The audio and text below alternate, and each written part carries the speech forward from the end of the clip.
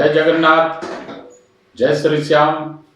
क्रांति उड़ीसा मीडिया में आपका स्वागत है। मैं हूं नंद किशोर जोशी। सभी दर्शकों से अनुरोध है, कृपया इस चैनल को लाइक करें, शेयर करें, सब्सक्राइब करें एवं बेल बटन अवश्य दबाएं, जिससे आने वाली वीडियो की नोटिफिकेशन आपको बराबर मिलती रहे। आज हम चर्चा करने जा रहे हैं महाराष्ट्र चुनाव की।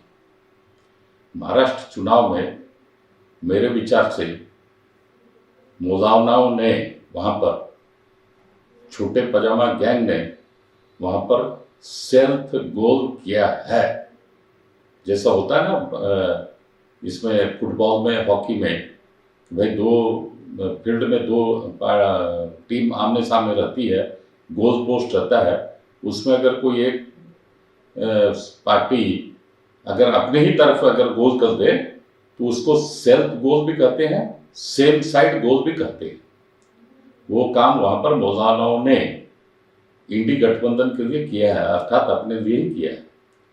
अब दूसरा बात यह है, क्यों किया है, इसका कैसे हुआ, ये है कि मुंबई में सभी जानते हैं बहुत फेमस मंदिर है सिद्धिविनायक मंदिर। महाराष्ट्र में अष्टविनायक मंदिर हैं जो हम सनातनियों के लिए, हिंदुओं के लिए बहुत ही पवित्र पावन तीर्थ स्थल है।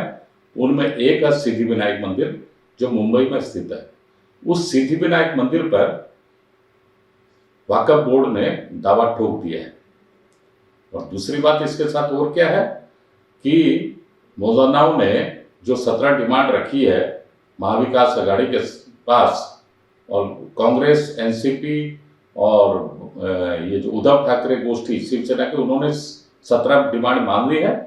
अर्थात उसमें एक प्रमुख डिमांड है उनकी कि मुसलमानों को महाराष्ट्र में सरकारी नौकरियों में 10% आरक्षण दिया जाए, रिजर्वेशन 10% दिया जाए मुसलमानों को पूरे महाराष्ट्र में सरकारी नौकरियों में।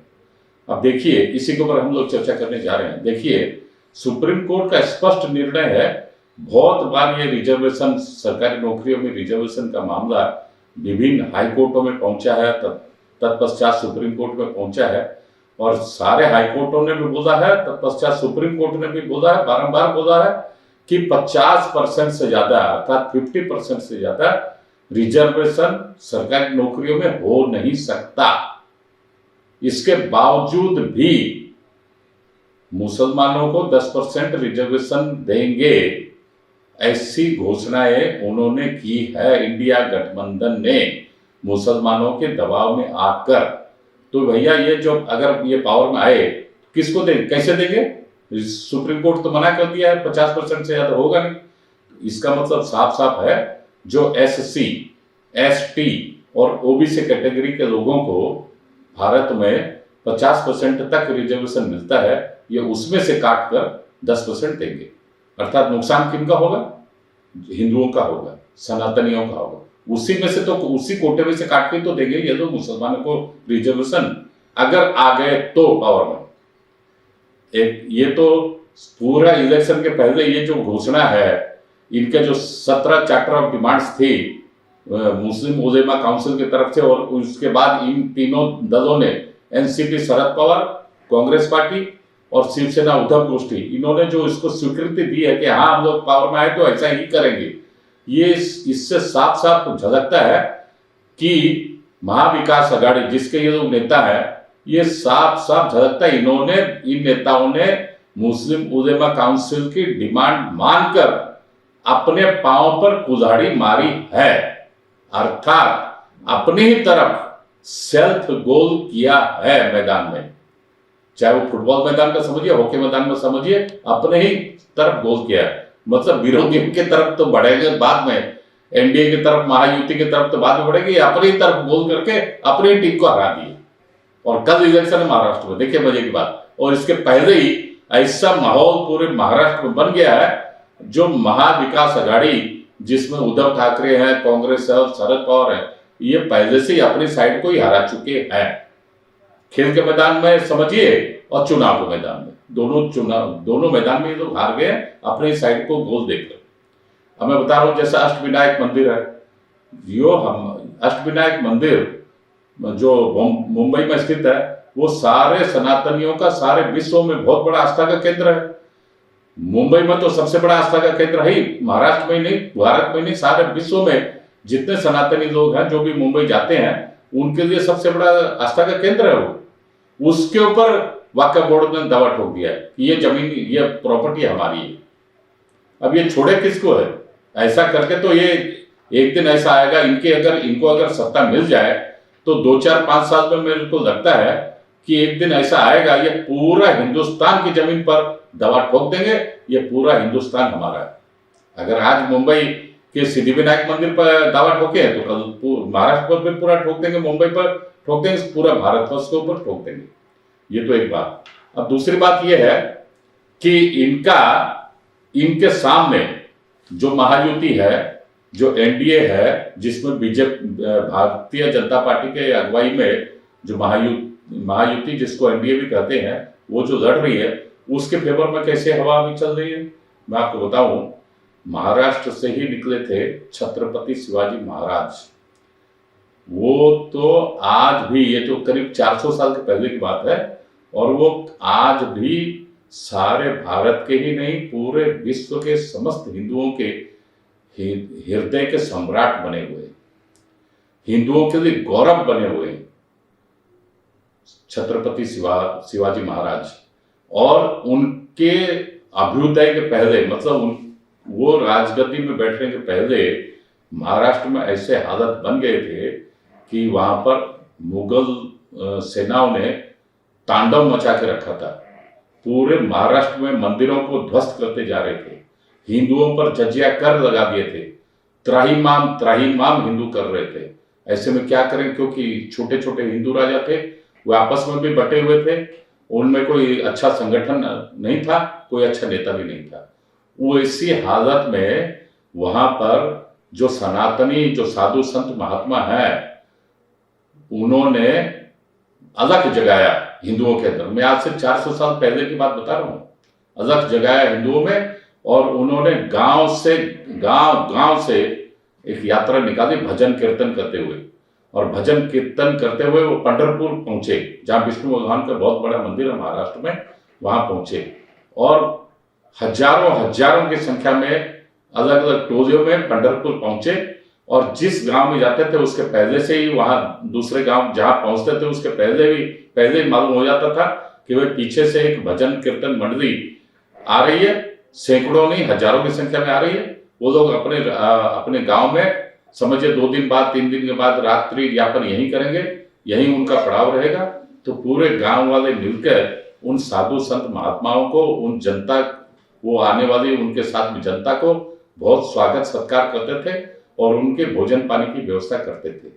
ऐसे करके वो अलग जगह, ये तो मैं बता रहा हूँ पंढरपुर की बात, विष्णु भगवान वहां तो बहुत बड़े, माने बहुत बड़ी मात्रा में वो लोग कई बार गए हैं।